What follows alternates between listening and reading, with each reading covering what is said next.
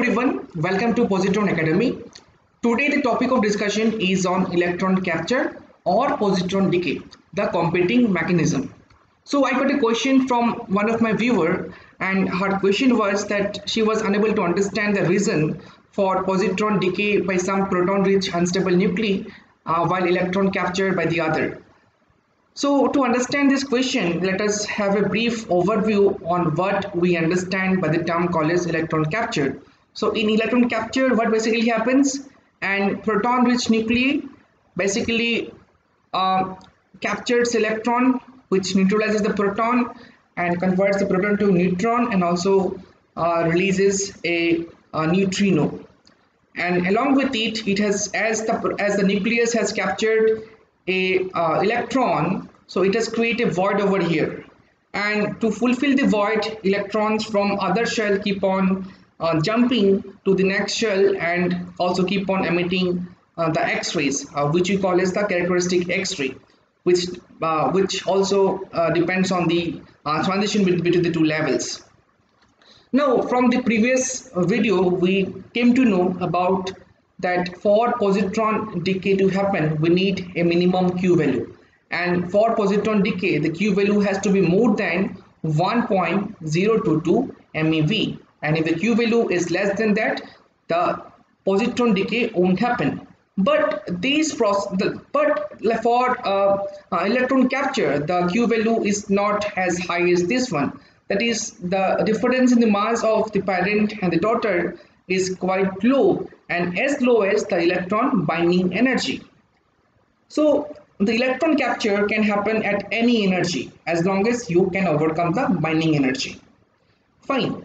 So if you look at these decay diagrams, and we start with the nucleus at 2.8 MeV above the neon nucleus energy level, and we need 1.022 MeV to create a positron electron pair. And once the positron is being emitted over here, and you are left in an excited state at this position, and the next thing is then to decay by gamma emission to get to a more stable neon over here, and that's the process is being followed in case of positron decay. Now look at this process. So in this case, this nucleus can capture an electron getting to the same excited state as of here, and finally emitting the same gamma ray photon as of here to get to the more stable neon 22. So both these processes, both positron decay and electron capture, are trying to get to a more stable state, that is neon 22. But now the question is that which process will be dominant and when the process will be observed. So these two processes are competing mechanism of decay. So the answer is which process will be dominant and which process will be seen at what conditions. The answer is if the transition energy is lower, that is from this level to the next level, if the energy is lower, then the most likely decay process going to happen is electron capture. And if the transition between the two levels are higher, the more likely process that's going to happen is the positron decay. Fine. As we know, for positron decay to happen, we need a minimum of 1.022 MeV.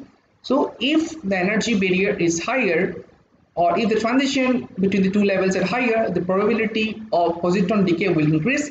And if the energy between the two and if the transition between the two levels are lower, then the probability of electron capture will increase.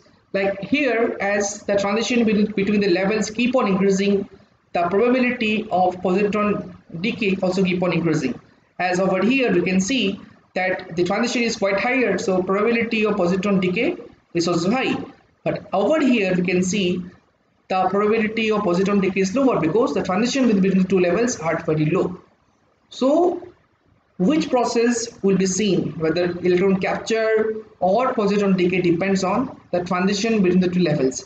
If transition between two levels are lower, then dominant process to happen is electron capture, and if transition between two levels are higher, the dominant process going to happen is the positron decay, as seen from this decay diagram. So I think that's the answer to our question. And if you like the video, please like, share and subscribe and keep motivating us to make more videos. Thank you.